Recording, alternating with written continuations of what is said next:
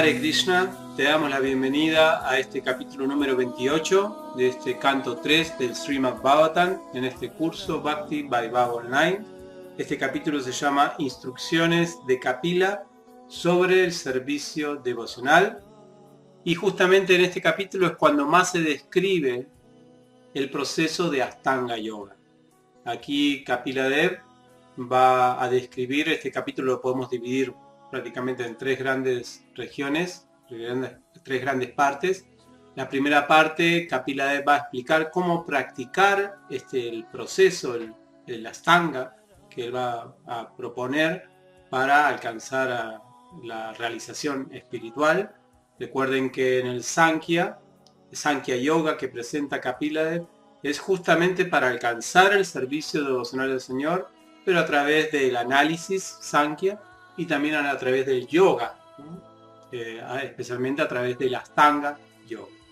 Así que en este capítulo se va a explicar paso a paso el proceso prácticamente de Ashtanga Yoga, empezando con Yama y Niyama, un montón de condiciones que va a describir Kapila Dev sobre cómo debe comportarse el yogi, que no debe robar, que debe hacer celibato, de que debe hacer su deber prescrito correspondiente. Empieza por Karma Yoga, ¿no? Digamos que va hablando paso a paso cómo llegar al punto de la meditación. Primero que todo, toda la parte anterior del yoga, todos los pasos, digamos, los primeros 4 pasos de la Ashtanga Yoga, tienen que ver como cómo acomodar el cuerpo y la mente para que pueda dedicarse a la meditación. O sea que en un sentido los primeros 4 partes de la Ashtanga Yoga tienen que ver solamente con las bases de la vida espiritual y no con la vida espiritual en sí. Es como para nosotros seguir los principios regulativos, levantarnos temprano, desempeñar nuestros deberes prescritos de una manera regulada. Todo eso, a pesar de que no es en sí el servicio devocional, ayuda a mantener, a establecerse uno, a empezar a practicar justamente el Bhakti Yoga o la meditación en el Señor. Así que esta es la primera parte. Kapila Dev va a explicar en estos primeros versos cómo practicar la Ashtanga, todas las consideraciones que hay que hacer. Y luego cuando llega a la parte de la meditación, se va a describir de qué manera el yogi debe meditar en Vishnu, en el Señor en el corazón, cómo debe él tener en su mente esta visión del Señor, paso a paso. Y finalmente, en los últimos versos de este capítulo, se habla de las experiencias que tiene un yogi que ha alcanzado la perfección. En un sentido, las experiencias, que lo vamos a describir en esta clase, tienen que ver con la respuesta que todavía está desarrollando Kapila Dev para Devahuti en cuanto a la pregunta de Devahuti con respecto a cómo es posible que una persona que está en el mundo material pueda estar a la vez liberada del mundo material y de las modalidades de la naturaleza. Así que las experiencias que se van a escribir aquí del yogi perfecto, en los últimos versos de este capítulo, tienen que ver con la respuesta esa a Devahuti también. Con esto se concluye esa respuesta. Entonces, tenemos los primeros versos. Aquí Kapila Dev va a hablar, de todas las consideraciones que debe tener en cuenta, todo el Yama y Niyama que debe tener en cuenta el yogi para establecerse en la meditación. Debe desempeñar los deberes prescritos lo mejor que pueda, evitar lo que no correspondan, evitar los deberes prescritos que no correspondan, ¿no? Si uno está con una mujer, debe casarse, y cuestiones así, ¿no? Debe estar satisfecho con las ganancias que se obtengan por la gracia del Señor. Todo esto también lo hablamos en el capítulo anterior. Debe ser muy frugal en sus comidas, ¿no? Aquí Srila Prabhupada dice que todas dice, vamos a leerlo textualmente, dice, en el verso 11, cada parte del sistema de yoga tiene su actividad paralela en el Bhakti Yoga. Obviamente que nosotros no, en la conciencia de Krishna, no nos dedicamos a la Ashtanga que está presentando aquí Kapila Dev, pero sí a las metas de este Ashtanga que Kapila Dev aquí lo está presentando. Aún así, cada parte de este Ashtanga tiene un paralelo con el Bhakti Yoga. Hay un verso aquí en este capítulo, que es el verso 7, en donde el mismo Kapila Dev dice de que todas estas actividades que él presenta hacer dentro de la Ashtanga Yoga se pueden hacer también, se pueden llevar a cabo, se pueden llegar con otros procesos, ¿no? La palabra que él utiliza es añá. Añá, como recuerdan, significa otro. O sea que aquí Kapila Dev está dando lugar para que esto se desarrolle con otros procesos. Kapila dice etar añaish. Añaish significa mediante otros. Y Prabhupada analiza en el significado. Él dice, pero el proceso general de yoga supone guardar las reglas y regulaciones, practicar las posturas de sentarse, concentrar la mente en la circulación vital del aire y entonces pensar en los pasatiempos de la Suprema Personalidad de Dios. Este es el proceso general de yoga. La misma concentración se puede conseguir mediante otros procesos recomendados y por ello Anyaish Cha. También se puede aplicar otros métodos. Por lo tanto, en la conciencia de Krishna, nosotros obviamente estamos utilizando otro método para alcanzar el servicio devocional o la perfección que Kapila Dev dice aquí en este capítulo. Nuestro proceso tiene que ver con el Bhakti Yoga. Obviamente que la meta es el Bhakti, pero nuestro proceso se centra más en el Bhakti Yoga, especialmente en el área del Bhakti Yoga que tiene que ver con Sravanam Kirtanam. Srila Prabhupada repite varias veces en este capítulo que la diferencia o la acentuación que se le da, que nosotros damos en los procesos yógicos, tienen que ver más bien con el oír y cantar que con el Smaranam. Srila Prabhupada en el significado del verso 26, Srila Prabhupada dice que en el yoga se acentúa dentro de los procesos del servicio devocional el Smaranam. Smaranam es meditación. Nosotros también utilizamos la meditación o el recuerdo en nuestro servicio devocional, pero más nosotros nos dedicamos al Sravanam Kirtan. Por algo es conocido la conciencia de Krishna como el movimiento Hare Krishna, que cantan Hare Krishna, cantan, escuchan acerca de Krishna. Así que esa es la acentuación que nosotros damos. Aún así, bueno, tenemos que ver los paralelos. Como dice Prabhupada, toda práctica de Ashtanga tiene un paralelo en Bhakti Yoga. Así que un lindo análisis es ver cada uno de estos versos que Kapila va proponiendo aquí y ver de qué manera nosotros lo llevamos a cabo en la conciencia de Krishna. A veces nos podríamos preguntar también si lo estamos llevando a cabo, si hay algún paralelo.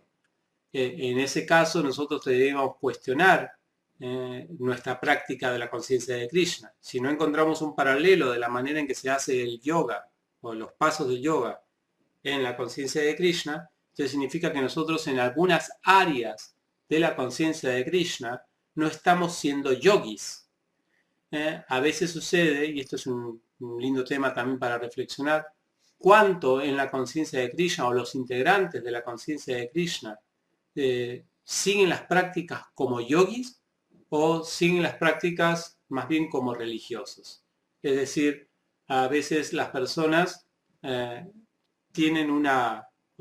pertenecen a una institución espiritual o a una institución religiosa simplemente para entenderse como personas religiosas, pero no están interesadas en el avance espiritual en sí, sino en quedarse conformes de que pertenezco a una institución religiosa.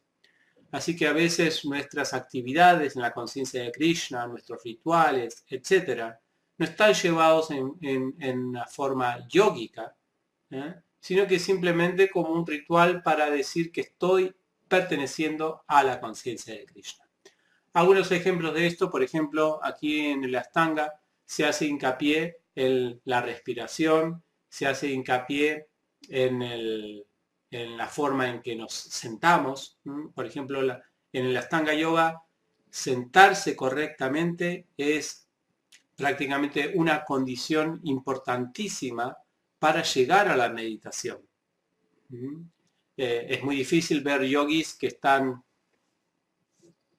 así, ¿no?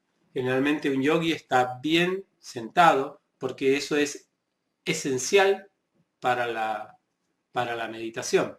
Nosotros podríamos ver de qué manera nuestras actividades están basadas en algún requisito. ¿Cuál es el requisito para llevar a cabo nuestras actividades de Sravana Kirtan que permiten un Sravana Kirtan correcto?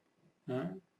Entonces podemos analizar, quizás nosotros podríamos tomar en cuenta algunas de las consideraciones de la Ashtanga en nuestras prácticas de Sravana Kirtan. Es decir, difícilmente alguien que está cantando rondas de una manera así, o acostado o así, difícilmente puede alcanzar una concentración en el Sravana Kirtan. Es muy conocido esa chapa que se graba a Srila Prabhupada, Prabhupada cantando, ¿no?, el Mahamantra con su chapa, ¿no?, recitando, repitiendo el Mahamantra, y en un momento Prabhupada dice, sit properly, ¿no?, siéntate apropiadamente. Se lo está diciendo justo a un devoto. Esto significa que en el servicio devocional también tenemos consideraciones de la Ashtanga, algunas consideraciones de la Ashtanga, para nuestra mejor práctica. Si nosotros no le damos ninguna importancia a alguno de los consejos que puede dar desde el lado de la Ashtanga a nuestra práctica de Sravana Kirtan, es posible que nuestro Sravana Kirtan sea solamente como una cuestión ritualística nada más, pero no para alcanzar justamente los resultados yógicos de conexión de ese Sravana Kirtan. Es que cantamos las rondas porque hay que cantarlas y punto, nada más. Es verdad, hay otras escenas también donde nosotros no consideramos los aspectos de Sravana Kirtan. Por ejemplo, a veces en los Kirtan se llevan a cabo de una manera que no permiten la meditación en los santos nombres, sino que, digamos, quizás lo que nos hace es más a mover el cuerpo o quizás es solamente para escuchar los instrumentos musicales más que el Mahamantra. A veces las cártalas, la verdanga y el ruido de todos los instrumentos suena más fuerte que el santo nombre. De esa manera nosotros estamos haciendo prácticas que parecen del Sravana Kirtan, pero que en realidad no son yógicas, porque lo único que están haciendo es satisfacer alguna necesidad de escuchar instrumentos musicales o de bailar, pero no concentrarse en el santo nombre. Y así varios aspectos del servicio devocional tenemos que ver de qué manera nosotros lo hacemos por un espíritu de conexión con el Señor, más que solamente como un aspecto de sentirnos como que estamos parte de una institución espiritual o religiosa. Entonces, tenemos algunas cosas que aprender de la Ashtanga Yoga, especialmente en lo que es la preparación de la postura, de la respiración, de la mente, del lugar, cuánto nosotros preparamos nuestro lugar para la meditación, un montón de aspectos que tienen que ver con eso. Aún así, como dijimos, como dijo Srila Prabhupada anteriormente, todas las actividades del Ashtanga Yoga tienen su paralelo en el Bhakti Yoga. Así que Sravana Kirtan no solamente se basa, o sea, no es la base del Sravana Kirtan o de hacerlo bien el Sravana Kirtan, no es el asunto de la postura corporal. Eso puede ayudar, pero no es la base con la cual somos exitosos en el Sravana Kirtan. En la meditación, en el Smarana de la Ashtanga Yoga, sí es fundamental eso, la espalda derecha, un lugar apartado, todo eso es fundamental. Pero en el Sravana Kirtan hay otras leyes que gobiernan que el Sravana Kirtan, otros principios que regulan que el Sravana Kirtan sea exitoso. Es por eso que el señor Chaitanya, cuando habló en su Shikshastaka, del Sravanankirtan, Namnat Akari Bahuda Niyasarva Shaktis, ahí él dice, en ese segundo verso del Shikshastaka, que no hay reglas prescritas para cantar el santo nombre. A pesar de que no hay reglas prescritas para cantar el santo nombre, con respecto al menos, es muy posible que él se refería ahí con las reglas prescritas védicas, por ejemplo, el asunto de cómo sentarse, respiración, tiempos del día para hacer la meditación, lugares para cantar, etc.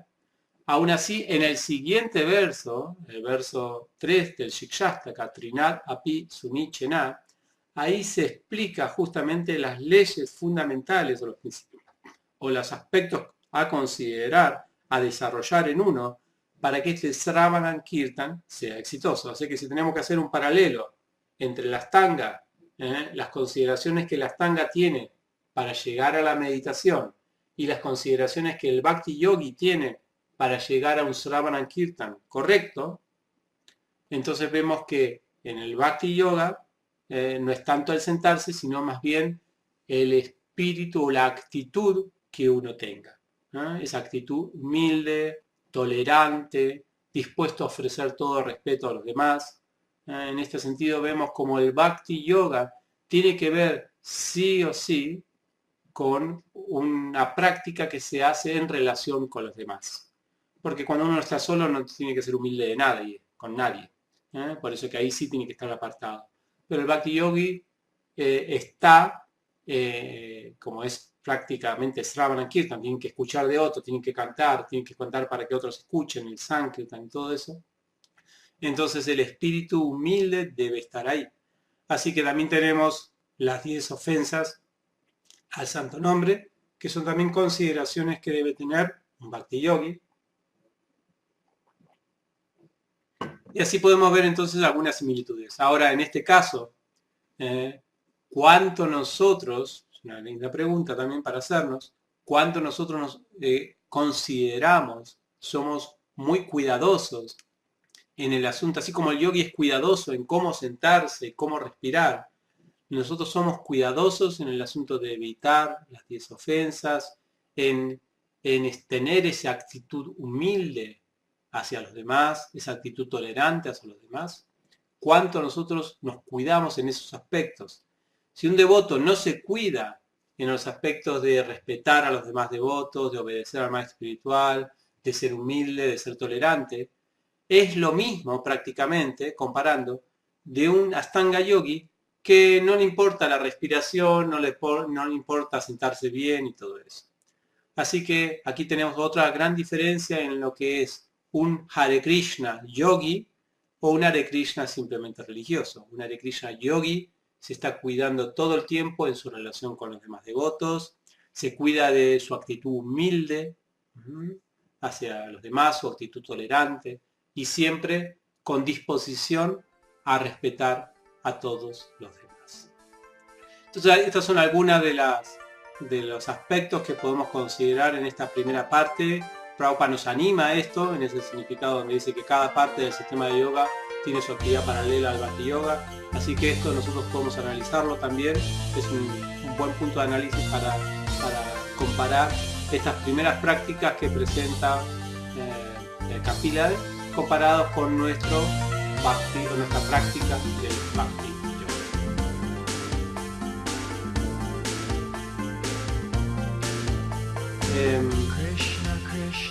Srila Prabhupada en este capítulo hay una línea de Srila Prabhupada en este capítulo que todo el tiempo, especialmente cuando empieza con el asunto de la meditación, todo el tiempo enfatiza Srila Prabhupada el punto de que, cuando llega al punto ya de meditar, de que no se debe meditar en algo vacío, ni en algo imaginario, ni en algo impersonal. Srila Prabhupada prácticamente en varios significados comienzan con esta acentuación. Obviamente que Srila Prabhupada hace esta acentuación porque Kapila Dev en los versos acentúa el asunto de meditar en la forma personal que él mismo está describiendo en estos versos. En esta sección de versos, que la segunda sección de versos, vemos cómo Kapila Dev va a empezar a describir cómo debe meditar una vez que ya el yogi, ¿no?, está digamos, bien situado, ¿no? Con buena respiración, con la mente tranquila, en paz, comienza esa meditación y esta meditación también es guiada correspondientemente a lo que Kapilades dice. Si no, Kapilades no se hubiera molestado en hacer tantas descripciones tan específicas de la forma del Señor. Kapilades quizá podría haber dicho, bueno, la forma en que tú te imaginas que es el Señor, o te daría principios generales. Te diría, el Señor es bello. Imagínate a alguien bello y medita en eso bello. No, no hace esto Kapilades en absoluto. Él da consideraciones muy, pero muy específicas sobre la forma del Señor. Por lo tanto, son aspectos a tener en cuenta en la meditación del yogi. El yogi que no toma en cuenta estos aspectos específicos que se dan de la forma del Señor, es como, comparando otra vez dentro del mundo del Bhakti Yoga, es como aquel que canta mantras que a él se le ocurran y no los nombres específicos del Señor. Si alguien inventa formas nada más, y para los que dicen no, no hay que inventar ninguna forma, en realidad la meditación es la meditación en el vacío, en la nada, es que hay que vaciar la mente. Es como si vamos a hacer un kirtan y la propuesta es hacer silencio. El silencio no es Dios, el silencio es silencio. La ausencia de sonido no hace que algo sea Dios, o sea la verdad absoluta. De la misma manera, la meditación en nada, o poner la mente en vacío, no nos contacta con la naturaleza trascendental del Señor. Por lo tanto, a veces, por eso es que a veces se dice que las filosofías nihilistas, por ejemplo el budismo, en realidad no es una filosofía trascendental, porque no hacen contacto con lo trascendental. Simplemente niegan la existencia material, pero no contactan con lo que es espiritual. Entonces aquí, Srila Prabhupada hace mucho énfasis en este punto, esto es lo primero, y Kapila, cuando va a comenzar a hacer la descripción de cada parte del Señor, cómo debe uno meditar en cada parte del Señor, dice que esta descripción, dice en el verso 20, esta descripción que él va a dar de cada parte del Señor es para los munis, que es justamente para los munis, o para aquellos con mentalidad muni. ¿Qué significa esto? O impersonalistas pueden ser también. Que el hecho de que Kapila presente una descripción detallada del Señor es para anular o para inhibir, digamos, esa tendencia impersonalista a ver el Señor. O sea, cuanto más detallado sea la meditación que nosotros debemos hacer, de que primero los pies, ¿no? Después los tobillos, de qué aspectos tienen los tobillos, qué aspectos tienen los pies, qué aspectos tienen los muslos, ¿no? Este asunto de ser tan detallista en una forma específica hace que la tendencia mayavadi, la tendencia impersonal, se anule. Un muni generalmente cuando se acerca uno quiere acercarse uno a la verdad absoluta con una mentalidad muni o una mentalidad, digamos, impersonalista, mayavadi, el asunto es el Señor, ¿no? Quizás uno quiere acercarse, o sea, uno tiene tendencias impersonales y quiere acercarse al Señor. Entonces siempre el Señor es el Señor, nada más, la verdad absoluta y las cualidades más, digamos, las cualidades con que visualiza ese Señor es la omnipresencia, el poder total, el brillo y todo eso. Entonces, el asunto de que en todo ese brillo alguien nos diga, no, pero medita, fíjate que en esa parte del brillo, en los pies, tiene esto. Esto hace, como dice el Isopanisha, sacar esa luz que no nos permite ver esa forma personal. Por lo tanto, aquí Kapila dice, al fijar la mente en la forma eterna del Señor el yogi no debe hacerse una idea de conjunto de todos sus miembros, sino que debe fijarla en cada miembro del Señor por separado. Este asunto de proponerle una meditación en separado es justamente para esto, para aniquilar esa noción del Señor como monista, digamos, ¿no? Como una sola cosa, como un brillo único, ¿no? Nosotros tendríamos que ver de qué manera en nuestra práctica devocional el asunto de ser detallista, de analizar al Señor en cada una de esas partes, nos ayudan también a nuestro personalismo, porque obviamente en nuestra práctica del servicio devocional también a veces somos munis o somos impersonalistas en la forma en que nos acercamos al Señor o a sus devotos. Entonces podemos ver que a veces ciertas cosas, si no nosotros no vemos en detalle cada parte separadita, también podemos nosotros estar bajo una actitud impersonalista. Por ejemplo, algunos ejemplos que nos ocurren es no apreciar o identificar los pequeños esfuerzos de los devotos y decir que todo es la misericordia de Krishna. Por ejemplo, los devotos hacen pequeños esfuerzos. Por ejemplo, un devoto quizás hizo un adorno a la deidad que realmente es muy bello, ¿no? Y si nosotros no apreciamos esos pequeños detalles que hizo el devoto en la adoración de la deidad, para nosotros podemos decir, bueno, todo es que se crea porque el Señor está controlando todo, pero no podemos identificar al devoto que estuvo atrás de eso. Nuestra visión de la forma del servicio personal es media impersonal también, como que todo es uno, que no hay devotos que tienen que hacen sus propios esfuerzos, que tienen sus propias elecciones, sus propios gustos. Otra manera es cómo atendemos a los devotos. ¿Lo atendemos como una masa de devotos o a cada devoto en particular tenemos en cuenta sus gustos particulares? Todo esto hace de que si nosotros vemos como tenemos una visión de partes, ¿no? Como bien separada de los distintos aspectos de lo que estamos viendo, hace que nuestra visión también sea más personalista. No identificar los pequeños arreglos, por ejemplo, en la forma que se visten las deidades, sino que verlo como que ahí están las deidades llenos de flores, nada más.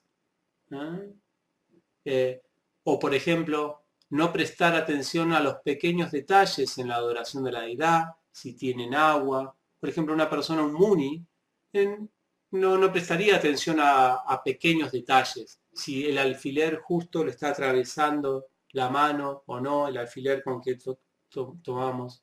Todos esos pequeños detalles que podamos considerar aumentan nuestra visión personalista del Señor. En cambio, un muni no tendría en cuenta todo eso, ¿no? Quiere ver la totalidad. El Señor está ahí en la forma de deidad y punto. Sin ver esos detalles, entonces se sacrifica de alguna manera nuestra visión más personalista del asunto. Así que aquí Kapila va a enumerar uno por uno cada uno de los aspectos especiales que tiene el Señor ahí. Esto, como se dice a veces vulgarmente en ISKCON, este asunto de determinar cada uno de los aspectos del Señor de manera tan específica, realmente pone un poco en la mente, por decirlo de una manera vulgar, a los mayavadis, como tan específico, ¿no? Claro, porque es justamente atenta sobre su impresión universal, digamos, del Señor y no tan específica, no tan personal, de los aspectos tan íntimos del Señor. Pero también esto molesta, digamos, o no molesta, pero digamos que hace que el politeísta, ¿no? O el que considera, por ejemplo, que todos los semidioses son lo mismo, es el Señor Supremo, adorar a Ganesh es lo mismo que adorar a la Suprema Personalidad de Dios.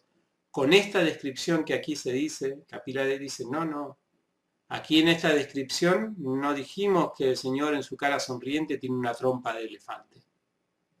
Por lo tanto, si estás viendo una trompa de elefante, no te estás refiriendo a la verdad absoluta. La verdad absoluta es con esta cara sonriente, con esos bucles, con ese srivatsa, ¿no? Con esa masa, con esa flor, ¿no? Con ese collar de flores, con esas abejas zumbando, con esos pies, con esas marcas, con ese tipo de muslos, con esos ojos, ¿no? Esto nos da la pauta de quién es el Señor en realidad, ¿no? Lo más personal que se pueda. Y esto es lo que Kapila quiere eh, eh, destacar en esta meditación. Por eso que Prabhupada acompaña estos versos diciendo, no hay que meditar en formas imaginadas.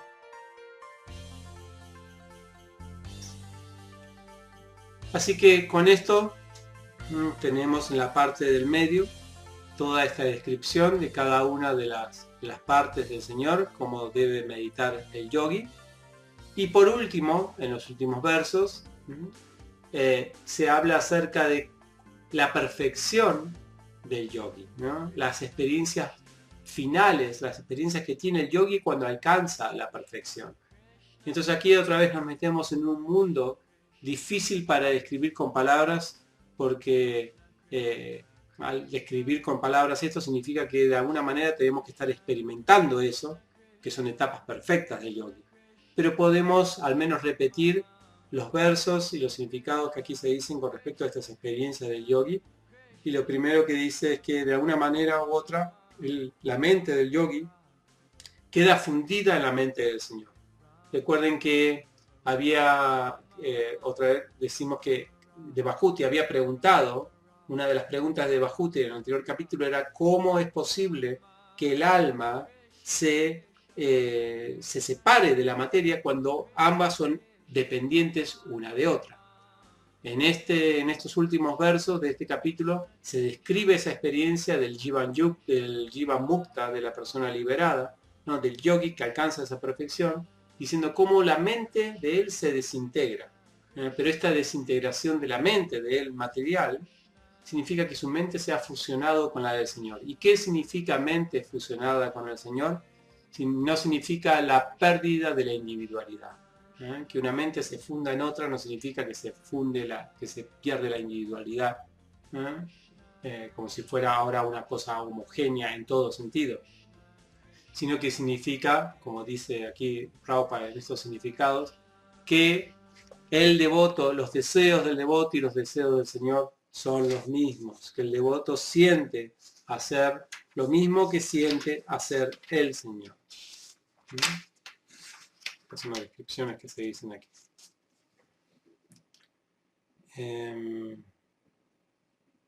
Dice, en esa posición el yogi no piensa en nada más que en servir al Señor. Amoldar la mente a los deseos de la Suprema Personalidad de Dios se denomina nirvana, es decir, hacer que la mente sea una con el Señor. El mejor ejemplo de nirvana se cita en el Bhagavad Gita. Al principio, la mente de Arjuna se desvió de la mente de Krishna.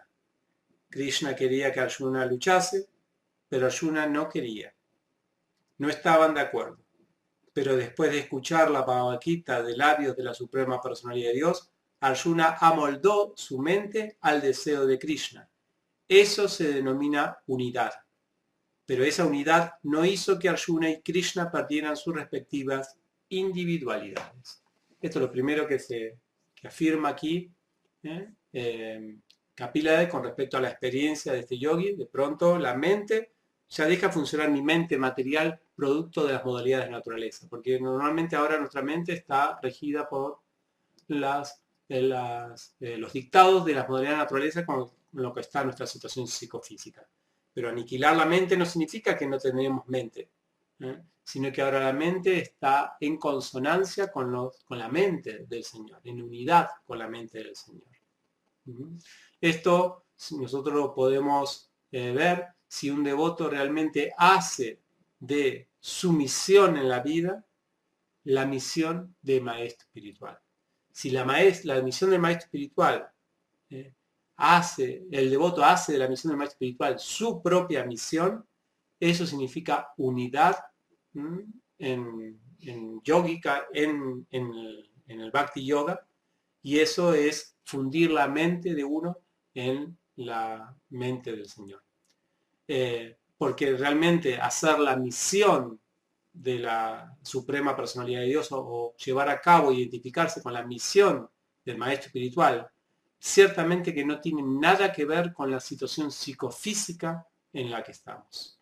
Nosotros, por ejemplo, si nacimos con una situación psicofísica, un karma particular a Vaishya, Shudra, Brahmana, lo que sea, ¿no? Hacer algún tipo de karma dentro de este mundo, eso no tiene que ver con la misión de los maestros espirituales, eso tiene que ver con nuestro karma. Pero en cuanto la mente se amolda a esa misión, entonces la unidad es simple. O sea que en la conciencia de Krishna, la unidad o esta fusión se vuelve simple cuando uno integra, ¿no? Hace de su vida la misión de su maestro espiritual. Entonces, esto es uno de los aspectos de un yogi perfecto. Los otros aspectos son cómo él empieza a ver entonces el cuerpo, porque la mente es sutil y uno puede decir, bueno, se fundió la mente, uno piensa en la misión, pero el cuerpo sigue andando. El cuerpo sigue siendo el cuerpo Shudra, Brahmana, Vaishya, o sea, sigue teniendo la condición psicofísica, el karma sigue ahí. Levahuti preguntaba anteriormente en el anterior capítulo cómo es que el alma se separa si el cuerpo sigue estando ahí. El cuerpo tiene validez porque el alma está ahí, así que cómo es que la experiencia de este yogi se relaciona con su cuerpo que sigue estando ahí con el mismo karma con que nació. O sea, cuando el yogi se vuelve perfecto, no es que de pronto la carne se vuelve sutil y se vuelve etérea. No, sigue estando el cuerpo ahí con las mismas condiciones psicofísicas, las mismas tendencias y todo. Así que, ¿cuál es la relación del yogi con este cuerpo? El verso 38 dice justamente que el yogi ya no es que pierde el cuerpo, no se pierde el cuerpo, no es que muere, el yogi tiene que morir para liberarse, sino que el yogi ya no considera ese cuerpo o las actividades, o no alimenta más ese cuerpo con sus propios deseos, no lo alimenta con la propia inercia o la energía del alma para seguir disfrutando de ese cuerpo. Así que el cuerpo está ahí, el karma está ahí, digamos, la condición psicofísica sigue estando ahí, pero el yogi autorrealizado ve eso como alguien vería, como Prabhupada dice, un ventilador prendido, en realidad un ventilador andando, pero desenchufado. El alma ya no está enchufado a ese cuerpo para que siga produciendo karmas. El alma ya no es causa para tomar otro cuerpo, para seguir la ley del karma. Es solamente un ventilador andando y el yogi puede ver cómo el ventilador sigue funcionando, pero solamente por inercia.